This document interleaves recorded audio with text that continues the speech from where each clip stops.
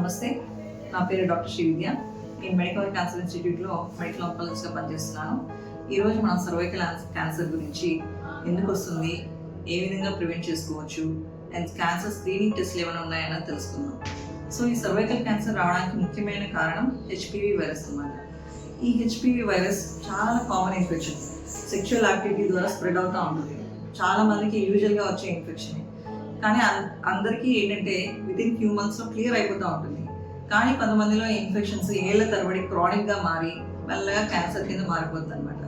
So ఈ HPV virus ద్వారా మనకు కామన్గా వచ్చే ఇన్ఫెక్షన్స్ ఏంటంటే యానోజెనిటల్ ఏరియాలో వచ్చే ఇన్ఫెక్షన్స్, మెయిన్గా సర్వైకల్ క్యాన్సర్, ఇంకా హెడ్ అండ్ నెక్ క్యాన్సర్స్ కూడా వచ్చే ఛాన్స్ ఉంటాయి. ఈ హెచ్పివి వైరస్ అనేవి నేను ముందు చెప్పినట్టు మనకి కొంతమందికి ఏళ్ళ తరబడి ఉండిపోతుంది అనమాట. సో 10 to 15 years గ్యాప్ ఉంటుంది అనమాట మనకి ఇన్ఫెక్షన్ వచ్చినప్పటి నుంచి క్యాన్సర్ కింద మారడానికి. సో ఈ 10 to 15 years గ్యాప్లో అది మెల్లగా కొన్ని చేంజెస్ అవుతూ ఉంటాయి. ఫస్ట్ ఏంటంటే క్యాన్సర్కి ముందుగా ఉండే చేంజెస్, ప్రీ క్యాన్సర్స్ చేంజెస్ అనేవి వస్తాయి. ఆ తర్వాత ఫైనల్గా క్యాన్సర్ కింద మారుతుంది. సో ఇది ఎందుకు చెప్తున్నా అంటే దీనికి మనకి స్క్రీనింగ్ టెస్టులు వాడుకోవడానికి ఇది చాలా ఇంపార్టెంట్ విషయం అన్నమాట.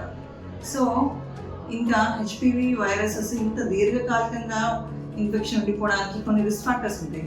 అవి ఏంటంటే స్మోకింగ్, ఇంకొంతమంది ఏంటంటే చిన్న వయసులోనే పిల్లల్ని కండం, ఇంకొంతమందికి ఏంటంటే సెక్షువల్లీ ట్రాన్స్మిటెడ్ ఇన్ఫెక్షన్స్ క్లియర్ అవ్వకపోవడం, ఎక్కువ మంది పిల్లల్ని కండం, సెక్షువల్ హైజీన్ సరిగ్గా మెయింటైన్ చేయకపోవడం, మల్టిపుల్ సెక్షువల్ పార్ట్నర్స్ ఉండడం, ఇవన్నీ కొంతవరకు రిస్క్ ఫ్యాక్టర్స్ అనమాట.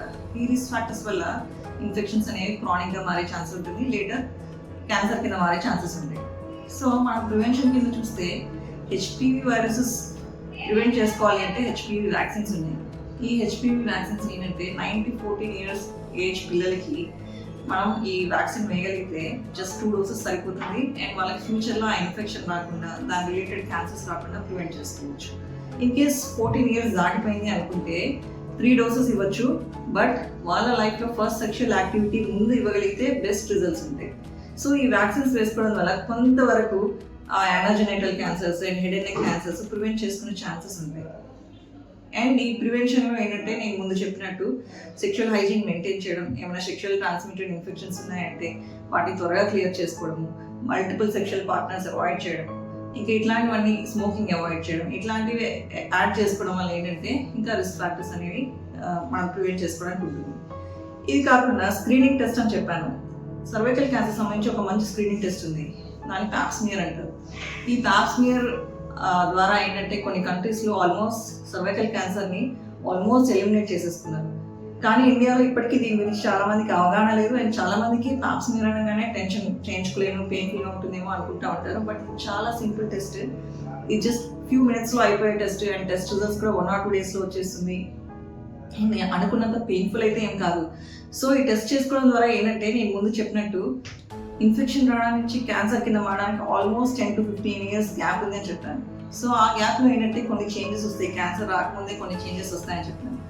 ఆ చేంజెస్ మనం కరెక్ట్ టైంకి మనం గుర్తించగలిగితే క్యాన్సర్ కింద మారకముందే గుర్తించుకొని దాన్ని ట్రీట్ చేసుకునే ఛాన్సెస్ ఉంటాయి. అండ్ ట్రీట్మెంట్ కూడా చాలా సింపుల్గా ఉంటుంది. సో ఈ ప్యాప్స్మియర్ అనేది 20 years దాటిన సెక్షువల్లీ యాక్టివ్ మహిళలందరూ 3 yearsకి ఒకసారి చేయించుకోవడం ద్వారా కొంతవరకు క్యాన్సర్ని ప్రివెంట్ చేసుకునే ఛాన్సెస్ ఉంటాయి.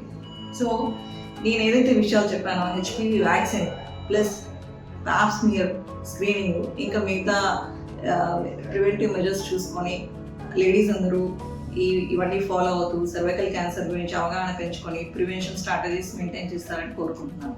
Thank you.